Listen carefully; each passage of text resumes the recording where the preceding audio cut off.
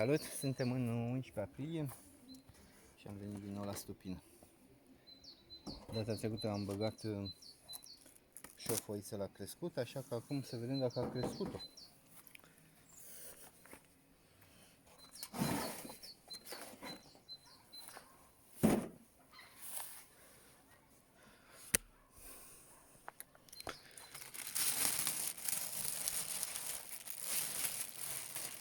Ajunsese stupul pe 9 rame. Asta e foița pe care am băgat-o și să vedem dacă a crescut-o. Bine, se cam vede că ar fi crescut-o, dar să vedem exact.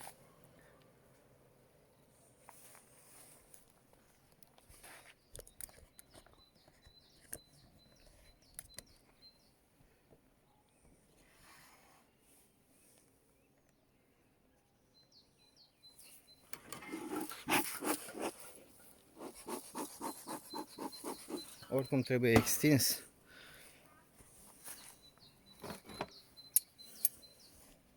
Ar trebui, cred, încheiat, pentru că deja aici e diafragma și se văd albine și după diafragmă.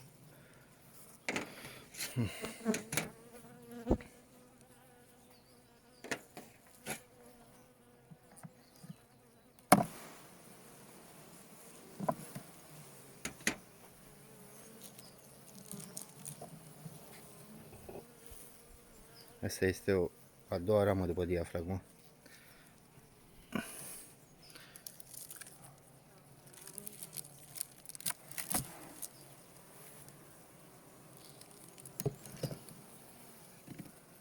Asta este o ramă.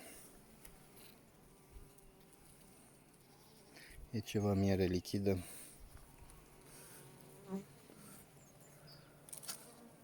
Vă ziceam data trecută că urmează să înflorească prunii. Din fericire au înflorit. Și mai mare fericire a fost că a fost cald, a fost o vreme foarte bună. Așa că mai mult ca sigur au crescut acea foiță.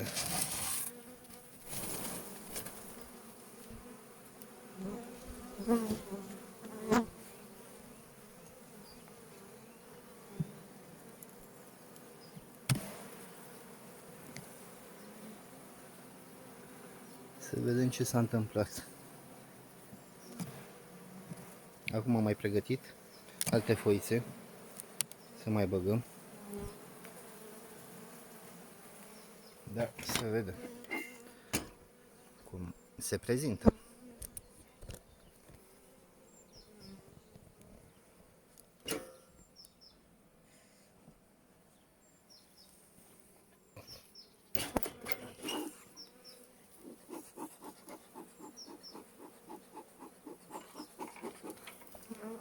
Oricum, dacă aveți o zonă cu pom fructiferi, chiar ar fi bine să băgați foițe la crescut, pentru că ele au tendința de a crește făgurași. Asta este prima ramă. Vedeți pe aici cum au crescut.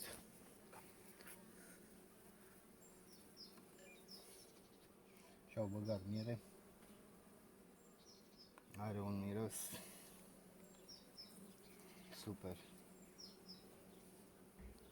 A venit regina și a luat și pe ultima ramă.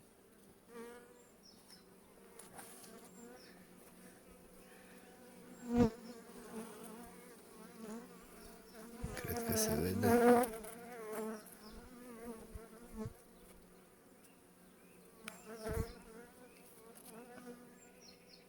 Și acum să vedem ce s-a întâmplat cu foița.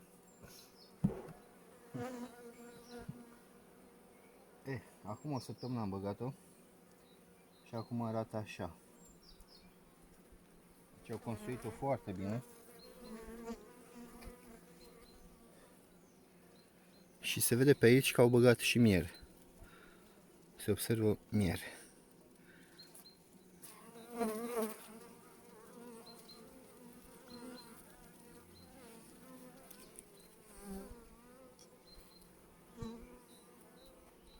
O oată nu este.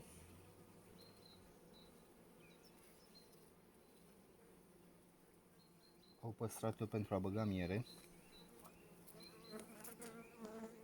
Dar vedeți cât de frumos au crescut.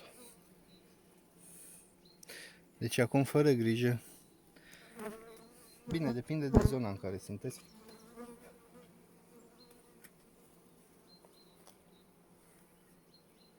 Dar chiar e indicat să le băgați rame la construit.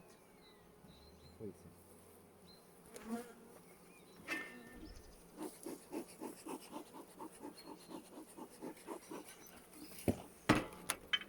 Următoarea ramă.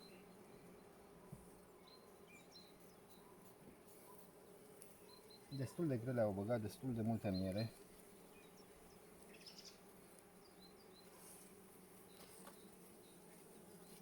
Se observă coronisă pe aici. Și pe aici este puiet până jos. Au început să bage și jos puiet. Mă rog, regina a început. Este placă de puiet căpăcit.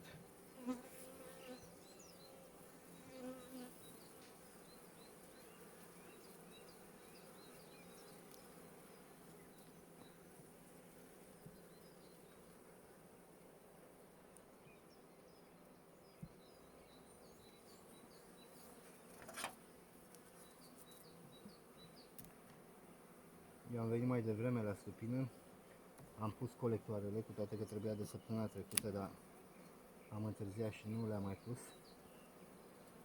Le-am pus acum.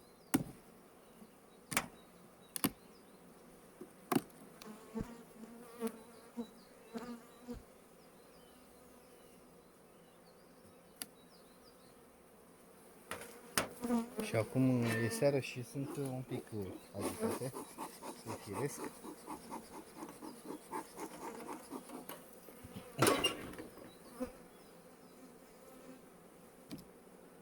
Asta este o altă ramă. Deci acum nu mai au unde să ponteze.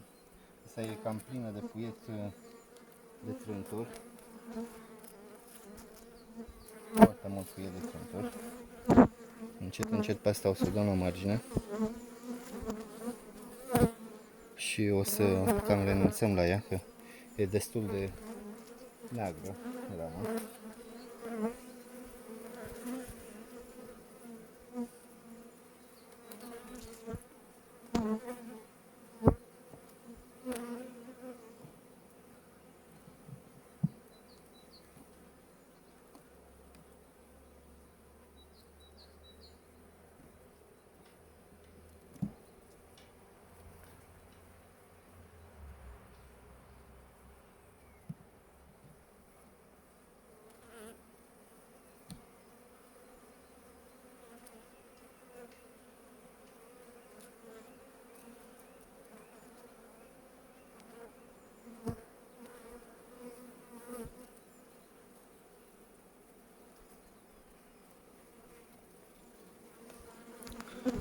Deci toate sunt și cu miere și cu polen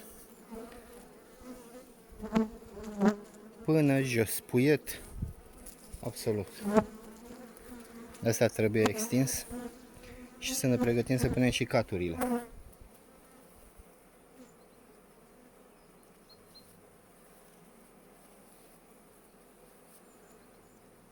Și acum urmează o ramă pe care am băgat-o eu și ca să sparg cuibul.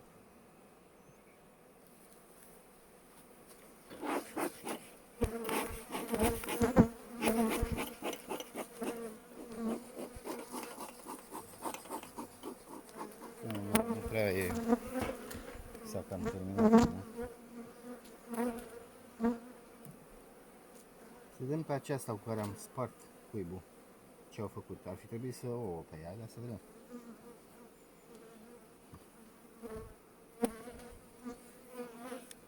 Da, au băgat și miere. Se observă pe aici pe sus, au băgat miere. Polen. Dar sper că se vede o oată până jos.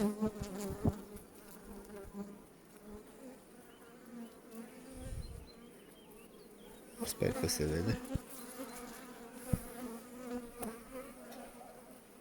Deci au luat-o complet.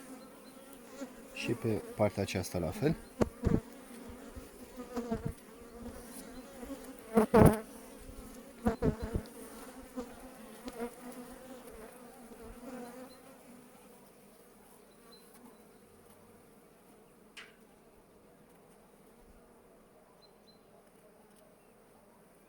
Am să opresc un pic să mai fac fum că nu este. Am revenit. Deveniseră destul de agresive și am zis mai bine să fac un fum cât de cât, că era dificil așa. Continuăm cu încă o ramă, la fel. Coronițe de miere au început să facă, se observă pe aici. Apoi urmează puiet din centru, cum o regina și primul puiet care e căpăcit. Apoi acesta a început și spre marginea ramei, până jos.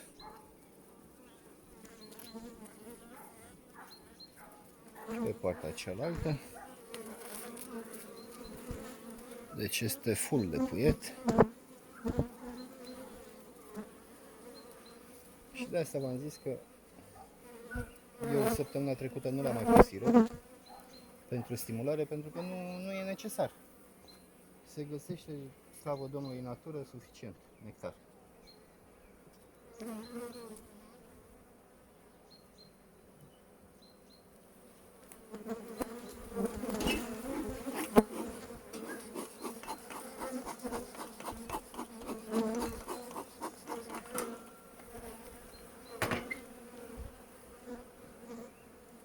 Acum, penultima ramă.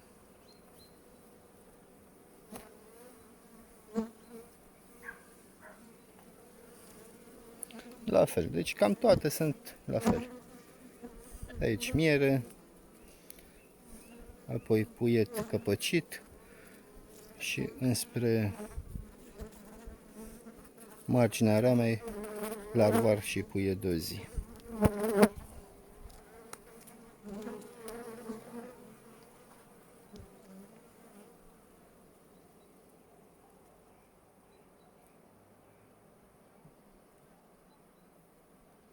Și ultima ramă.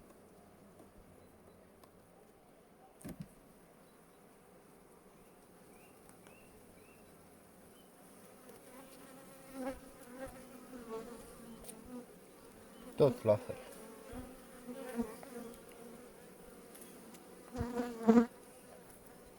Și pe partea aceasta. De asta rama aceea pe care am dat-o la construit, n-au mai luat pe ea pentru că au lăsat-o special pentru depozitatul nectarului. Păstură. Foarte frumos. Acum, ce o să fac eu? O să mai bag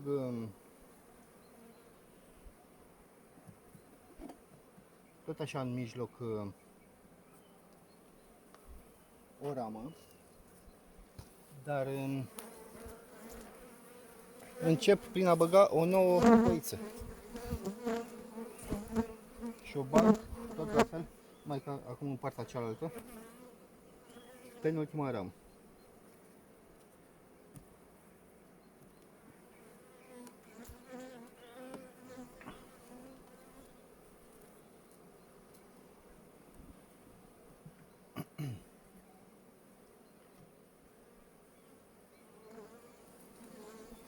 Și am băgat-o aici. Aceasta este. Și pe aici o să bag în mijloc o nouă ramă pentru ouat. Și astfel va deveni pe 11 rame. Și îl voi lăsa așa, nu o să mai pun și pe cea de-a 12.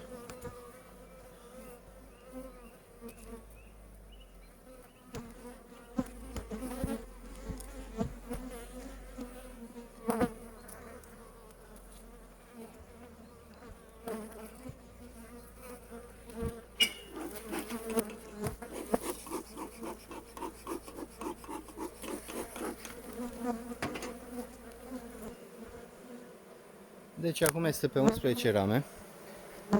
Astăzi am băgat această ramă la clădit și am mai pus și rama aceasta pentru ouat. V-am zis eu de rama aceasta care era plină de puie de trântul, am dat-o la margine că este și învechită, să fie ramă de margine. Rama care am pus-o foița dinainte am mutat-o aici, pe ultima ramă, pentru a depozita miere și cam asta este. Vă mulțumesc oricum că v-ați uitat. Le mulțumesc și nepoților mei din Marea Britanie, știu că se uită și aștept să vină la vară sau când pot ei, că acum cu criza asta mondială nu se știe exact cum o să fie cu școlile când o să reia cursurile, dar îi aștept la Stupin. Vă mulțumesc tuturor și ne vedem data viitoare. Salut!